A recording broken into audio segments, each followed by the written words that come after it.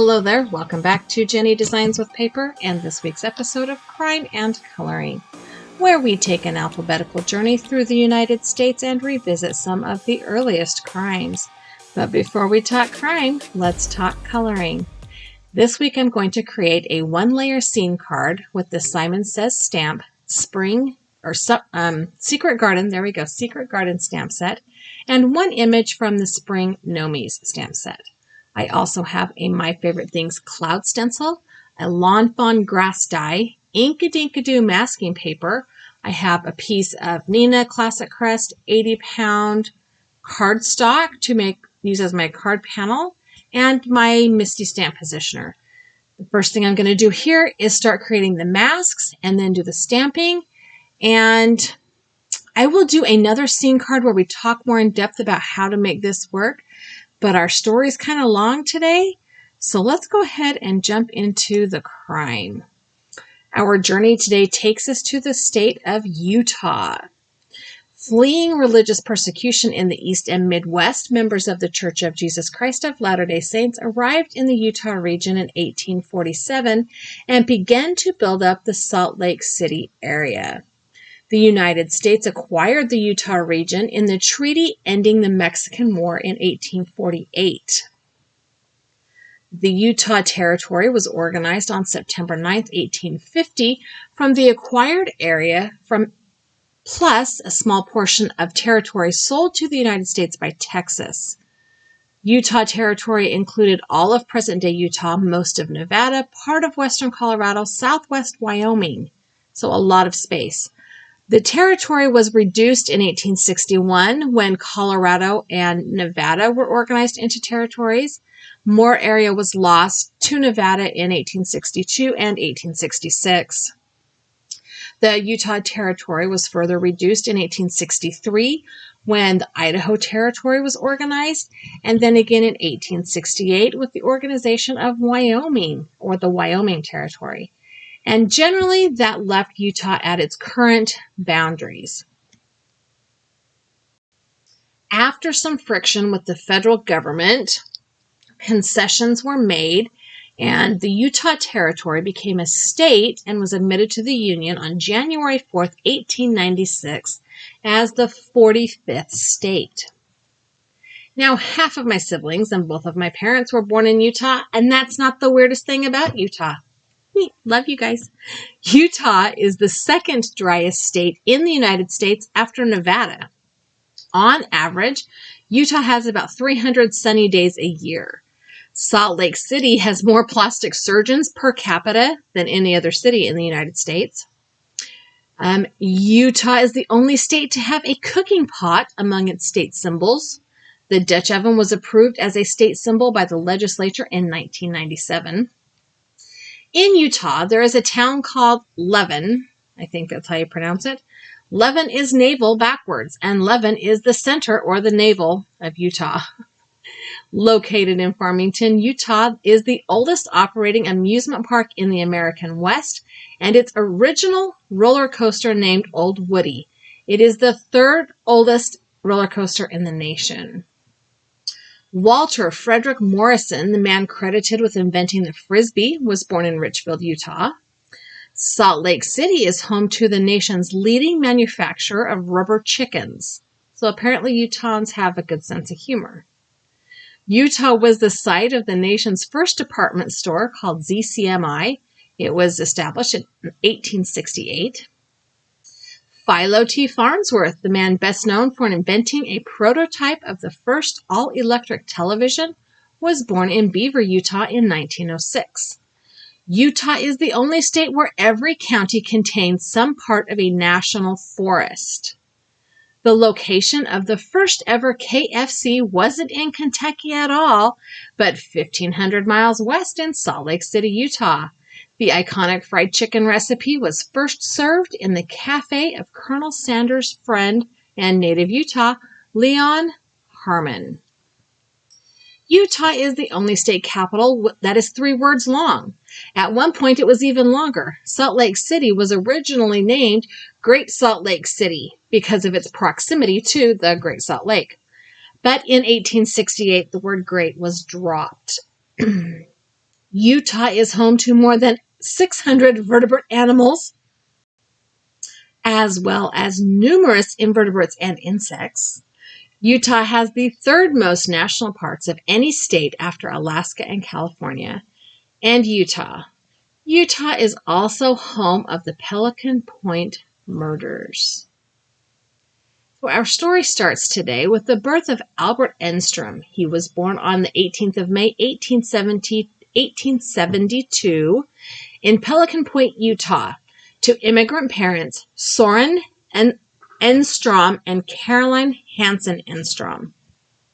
He was the youngest of their 4 children with 2 brothers and 1 sister, and he must have had a very typical young adult life because there is not much written about him until he was an adult. Now, Caroline and Soren apparently divorced just after Albert's birth because there is a second marriage for Soren and a second marriage for Caroline on their family lists. On the 28th of January in 1882, Caroline married a man named Henry or Harry Hayes. One of the charts I looked at listed him as Henry, but most of the sources for the story call him Harry, so I'm going to call him Harry. So when Albert was about 10, his mom remarried, and it didn't appear to those around them that her new husband, Henry, was particularly fond of his stepchildren. He didn't seem to like them all that much. And I did not find any record of Caroline and Henry or Harry having any children. In December of 1894, Albert left his mother and stepfather's home and went to work on the family ranch near Pelican Point on the west side of Utah Lake. That was about 30 miles away from where his mom and stepdad were living. He took a team of horses and a new wagon filled with supplies, and he planned to fix up this ranch that had kind of not been taken care of for a number of years, and he wanted to make it an operating farm. 22-year-old Albert was joined by 2 of his cousins, Andrew Johnson, who was 21, and Alfred Nielsen, who was 18. Now, this ranch belonged to Caroline, and I was unable to determine if it was property from her family, her Hansen family, from before her marriage, or if it was property that was obtained during her first marriage. At any rate, it was Caroline's property, and her husband, Harry, Albert's stepfather, didn't really have a need or a desire to be on that ranch. He actually wanted to get rid of it, but then he was also irritated that Albert wanted to make it his own. So it seems like Harry was not supportive of Albert growing up, but also maybe he didn't want the farm to be a success because, it was not his, it was his wife's. So these men, Albert and his cousins, were seen working this ranch through the month of December and January by other ranchers and neighbors that lived at Pelican Point. And a man named John Barnes, who lived nearby, actually spent several hours with the boys at their ranch in the middle of February. However, on February 18th, 19th, and 23rd, neighbors who walked by the place started to notice that maybe there was a problem. It seemed like the farmhouse itself was deserted. The cattle, the pigs, the sheep were running loose. The chickens were dying. And when neighbors tried to visit the cabin, they found it locked and deserted. So this is problematic. On March 4th, the Anderson family that lived nearby actually wrote Harry notify him of the conditions of the farm. And Harry reportedly wanted nothing to do with the matter. He said that the boys probably abandoned the farm and left for Arizona to go find work, or they had gone prospecting. He didn't seem to think that they had the ability to make this a working farm, and when it got too hard, they just ran off, or something to that effect. Now, Caroline and her mama brain, her mama gut, did not have that same opinion. She wanted to see exactly what was going on. So she had a friend named Mrs. Rasmussen, and they traveled together to visit this cabin, this 30-mile distance. When she got there, she noticed that the horses and the new wagon were gone. The plow was gone. The other farm tools were gone. But inside the cabin, she noticed that the young men, boys, whatever you want to call them, hadn't taken their extra clothing or shoes. So she immediately suspected foul play. Because why are you going to move away and not take extra shoes, extra clothes? I mean, let's be honest. You got to take at least one spare set, even in the 1800s. I couldn't find anything else written or reported about the story until the middle of April of 1895. And a young sheep herder was walking along, and he came upon a stiffened corpse of a young man lying face down just out of the reach of the waves of Utah Lake. It appeared that this body had been floating in the lake for several months and had then been washed ashore. So this corpse, this body, was obviously swollen and partially decomposed. However, it was clearly a man, and it was clear that this man had been shot twice in the chest. And in spite of the poor condition, they were able to identify him as Albert Enstrom. Now, some of the story sources call him Albert Hayes, like with his stepdad's last name, but I left him as Albert Enstrom because I couldn't find any evidence that he'd actually changed his name. Anyway, 2 days later, the bodies of his cousin, Andrew and Alfred, were found floating in the lake, and they had also been shot. That's heavy. The headline that appeared in Provo's Evening Dispatch on April 22nd read, quote, "Some fiend in human form in the cold month of February last, deliberately and apparently without cause on that cold black peninsula, took the lives of 3 promising and inoffensive young men, and then heartlessly threw their bodies into the lake, food for the fishes, the reptiles, and the things that crawl." So people were affected by this. This was big, and it was uncomfortable for people. It was scary for people. And of course, people got to talking, and they wanted to find out who could possibly have killed these young men. Now, there were a couple of theories. It was reported that the Hayes family had been involved with a rather contentious land dispute with a Mr. Slade, and so immediately he must have been the murderer, right? He was the first promising suspect. However, there was a well-known and bitter feud that existed between Harry and Caroline's family, the Hansons. That didn't really pan out either. Suspicion then quickly focused on Harry himself.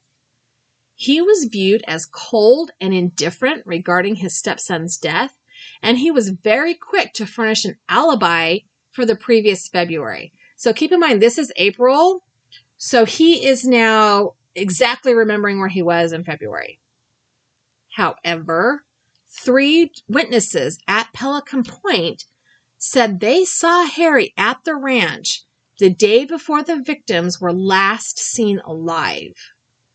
And it was known that Harry harbored ill will toward the boys. He had been heard threatening them. So Harry Hayes was indicted for murder on December 4th, which that's a long time, April to December. That's a long time. The day that he was indicted, Harry gave a short answer interview to a reporter from the Provo Daily Inquirer. There we go. However, some of the questions almost seem more like an interrogation than an interview. The reporter said, quote, "You have made the statement, Mr. Hayes, that you did not leave Eureka between December 24th, 1894 and March 18th, 1895. And Harry's reply was, yes, that statement is correct. He was then asked, and you say that you was not at Pelican Point at any time between those dates. And Harry said, I was not at Pelican Point between those dates. And then he was asked, what do you think of the action of the grand jury indicting you? And Harry said, I do not care to relate my opinion of the action of that body. So after his indictment, Harry Hayes found himself going to trial at the beginning of March of 1896. So this is almost a year after the bodies were found. It was, however, a swift trial once it got going, and the prosecuting attorney promised to show that for 5 years, Harry had this malice and hatred in his heart toward his stepson and his cousins, the boys' cousins. The prosecution recounted or reported that Harry was heard saying the ranch didn't belong to Albert. How dare he work it? And actually, the land belonged to Caroline, so Albert could work it if he had her permission. He was heard to say he would never step foot on that bleep bleep land again. And it was also reported that he said that the boys were no good anyway. They were lazy scrubs, and it was a good thing they were gone. So the prosecution has set up this idea that Harry hated his stepson. And there were lots of witnesses that confirmed those statements. But that was all the evidence they had. They didn't have any other suspects. They didn't recover a weapon. They didn't have forensics so that they could decide what kind of weapon was actually used, or if they didn't have any bullets or anything like that. So even though this evidence was incredibly circumstantial and there was no motive determined, on April 1st, the jury was sent to deliberate, and they returned a verdict of guilty. And it was guilty with no mercy, no recommendation for mercy was how it was worded. On April 27th, Harry was sentenced to hang. Judge McCarty addressed Harry, and it was reported in the Provo Daily Enquirer. Quote, "The crime for which you are convicted is punishable by death, and the statute provides that you can choose between hanging and shooting. Do you have any choice?" Harry's reply was, "If I must lose my life for those boys who I did not kill, I have no choice." So he left it up to the state to determine his execution style. Harry's attorney obviously appealed the case to the Utah Supreme Court, and they found no reason to set aside the verdict. There were no irregularities in the court proceedings. As a last resort, Harry's attorneys took the case to the Board of Pardons on January 4th of 1897, just 18 days before he was scheduled to be hanged. The Board of Pardons actually did commute his sentence to life imprisonment. Now, before, during, and after the trial, Harry maintained his innocence, and you would expect nothing less. However, he continually insisted that if a man named Stevens could be found, they would have the real murderer, but he couldn't give any other information. He didn't know how to find the man or anything like that. And one question that the investigators could never answer adequately is what happened to the property that disappeared from the ranch around the time of the murders. It was suggested that all of the things in the home had been loaded into a wagon, that the wagon was then drawn out onto Utah Lake, which was frozen, the ice was chipped, and the horses and everything went into the lake and were allowed to sink. So the Herald, one of the other newspapers, reported this theory, and police officers spent weeks dredging the lake, and they found nothing. So the man who was called in to be in charge of Harry's execution was a man named Sheriff Storrs. And he was the one who had arrested Harry and brought him to jail. And then, so he was then assigned to be in charge of the execution. But he was convinced that Harry didn't do it. There was no trace of the farm equipment still now, a year later. And the sheriff just, he really didn't feel like if Harry had done it, they had proved it well enough. So Sheriff Storrs got a description of all of the things that had vanished from the ranch from Caroline and started inquiring around the area. He actually went up into Idaho. I mean, he went through the whole state of Utah and up into the state of Idaho, or the territory of Idaho. No, they were state by now. Anyway, 5 months after investigating the disappearance of this property, the sheriff received a clue, and it was a tip from somebody in Provo. The sheriff learned that a man who went by the name of Weeks from Spanish Fork Canyon had, around the time of the murder, a covered wagon full of tools he was trying to sell to his neighbors. And then, under the name of Stevens, the same man had visited the young men at the ranch and had shown people in the area a picture of a little girl that was later identified as his daughter, Ruthie. Now, Sheriff Storrs found some of the missing property from the ranch with people living in a town called Mapleton, and he actually summoned Caroline to identify some of this stuff. So Caroline looked at the things that the sheriff had been able to gather together, and she identified a quilt, some of Albert's clothing, the tools that had gone missing from the ranch, among other things. The sheriff stated, so he wrote a huge disposition, like a 320-page paper at the end of all this, but he stated in that paper that he was positive that these things that he had located around Mapleton were the property of the boys that had been murdered at the Pelican Point Ranch. And so he began to attempt to locate this man whose name he discovered was James G. Weeks. So Sheriff Storrs starts to attempt to track down Mr. Weeks, and he found out that a man he suspected as being Weeks was currently in jail in Colorado on charges of fraud under the name of C.T. Chase. So the sheriff obtained an arrest warrant from the governor of Utah and traveled to Colorado to begin the process of bringing Mr. Weeks back to Utah for a murder trial, since murder was obviously more offensive than fraud as far as, which crime is worse, right? So here's a little more information on that. Sheriff Storrs went to Colorado looking for this man that he thought was Mr. Weeks. And he found that a man named C.T. Case had settled in Colorado in September of 1895.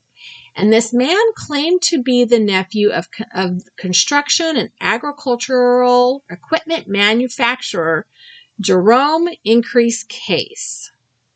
He also claimed to have mining connections, and the sheriff later wrote that he just happened to be waiting for a train when he picked up a copy of the Denver Republican newspaper dated September 6th, 1897, and what he saw was his next big break. He instantly recognized a picture of Weeks on the front page next to a very startling headline that stated, quote, "After 19 months, the murder of W.C. Crampton nears solution. Charles T. Case was brought back under arrest from the East." So according to the report in the Denver Republican, Case had moved to the area and had brought new life and hope to this small mining camp of freshwater. It was said that he put himself in the middle of the mining community and from the very first took a leading role in advancing the new mining camp. And his schemes for mills and large enterprises were the ones on which the camp based its hopes of prosperity. However, the man soon fell under suspicion for the January 20th, 1896 killing of Crampton after his body was found hidden in a manure pile. He had 2 gunshot wounds to the head. His dog had been shot to death. And according to the Denver Republican, the gun used in the slaying was owned by a man who lived with Crampton, but investigators discovered that Case and that man had traded guns. So witnesses also claimed that the morning of Crampton's killing, they saw Case talking to him at the blacksmith shop near the manure pile, and they also discovered a pool of blood in the blacksmith shop. Sorry. So Sheriff Storrs is looking at this photo, and he's like, this guy's a dead ringer for my Weeks guy, because he had seen the photo of Weeks, and he had seen a photo of Weeks in Utah. So the sheriff remained in Colorado for several days, and then he learned that Case had actually given authorities the slip in Chicago and that they were not going to go back and look for him. So the sheriff kind of had a dead end on that lead. So there was a man in Payson, Utah, who had an address for Charles Chase in Rangeley. And he handed the sheriff a slip of paper that had the name Jennie Wright and a post office box for Fowler, New York. So the sheriff contacted authorities in New York, and they were able to determine that in October of 1897, Mrs. Jennie Wright was living with her mother about 6 miles outside of Fowler, and she also went by the name of Mrs. George Wright. So they have this information about a woman that may be connected to Mr. Chase, but they're uncertain as to how that would be at this point. The authorities in New York were also able to ascertain that her husband had visited her in 1896 and stayed for about a week. The local police chief, Chief Hardy, reported that Jennie was receiving letters from Mr. Chase, and so he arranged with the postmaster to find where these letters were being mailed from. Meanwhile, out west, Sheriff Storrs and his deputies, Sheriff Storrs, make sure I say that right, and his deputies started to chase down some other leads about a man named Case or a man named Weeks, and now they're also looking for a man named Wright anywhere in northern Utah prior to the times when he was seen in Utah County. That's the Salt Lake area.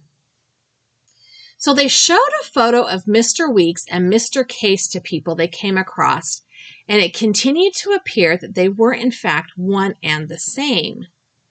Then Sheriff Storrs visited a woman and asked her to describe the man who they were now calling Wright, and her description corresponded exactly with the one the sheriff had of Mr. Weeks. He then showed the woman a photo of Mr. Case, and she called him Mr. Wright, W-R-I-G-H-T. So she then gave the sheriff a photo of Mrs. Wright and their baby Ruth, which another man named Tom Williams, he also recognized the woman and that child in the photo as Mrs. James Weeks and their baby Ruthie. You know that picture that was being shown around when that man named Stevens was up at Pelican Point talking to the boys on the farm? Yeah. So now they figured out that James Weeks has another name, Charles T. Chase, And they've come to the conclusion that his real name is probably George H. Wright, W-R-I-G-H-T. Dr. Storrs started following Wright's path through the Salt Lake Valley. He moved from north to south. He apparently lived near a copper plant close to the Jordan River. One neighbor told the sheriff that Wright had an indictment against him for sheep stealing. The sheriff was pointed in the direction of another man in South Jordan named William Beckstead. Mr. Beckstead had obtained a wagon from Mr. Wright, which was of interest to the sheriff because that whole missing wagon thing from the Pelican Point farm. So the sheriff Storrs spoke to Mr. Beckstead, and Mr. Beckstead told him that he had traded a Scuttler wagon for a 3 1/4 Cooper wagon. And then he's traded that wagon to his brother-in-law. So the sheriff examined the Cooper wagon, and it resembled the description of the one missing from the Pelican Point Ranch. And family members later confirmed it was, in fact, that same wagon because there was some minor damage to it that was known to the family. The sheriff also confirmed that the Scuttler wagon traded by Beckstead was then sold in Mapleton by a man recognized as James Weeks. So it appears that the sheriff had finally identified the suspected killer, George H. Wright. The challenge was to find him. Sheriff Storrs had his deputies, and he had lots of information coming in, and one of his sources of information was the Pinkertons. The Pinkertons had found out that George was actually from the Midwest, and he was known as a scoundrel. He had committed many forgeries and embezzlements with every one of the mining companies he was ever connected with. He was a clever forger and thought to be an all-around crook. This theory was additionally supported by a letter that was sent to a woman living in Mapleton, Utah, addressed from Jennie Wright, and then in parentheses, Weeks. That's how she signed her name, Jennie Wright, parentheses, Weeks.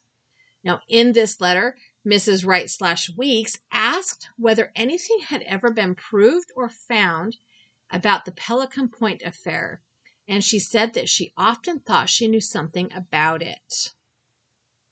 Sheriff's got to be excited at this point, right? Sorry, my throat is gross. I apologize. Mrs. Wright, who had parted ways with her husband for reasons that became clear later, that you can read about in one of my other sources, I'm not getting into that, ended up being a key witness in the case for the sheriff. But getting her to give up the information was actually not that easy. There was even a plan suggested by a New York detective that, so Jennie was living in New York, and this detective said that he would befriend her and offer her a better paying job. He would attempt to seduce her, make her fall in love with him, and suggest she get a divorce from her husband so that they could get married. And he, because they believed she could locate him either because she knew exactly where he was or through friends and acquaintances. It actually, in 1899, was the promise of immunity that led Jennie Wright to agree to travel back to Utah with the sheriff, and they arrived in Provo in the middle of January. So she had her own deposition on the Pelican Point murders, and it is part of Sheriff Storrs' deposition, and her testimony actually helped exonerate Harry Hayes and implicate her husband. So she described her and her husband's travels in the years prior to the killings. They stretched from city to city across much of the Northeast and Midwest before finally coming to Salt Lake City in 1890. George Wright, she said, never really wanted money, but he never really practiced the law he had studied to learn.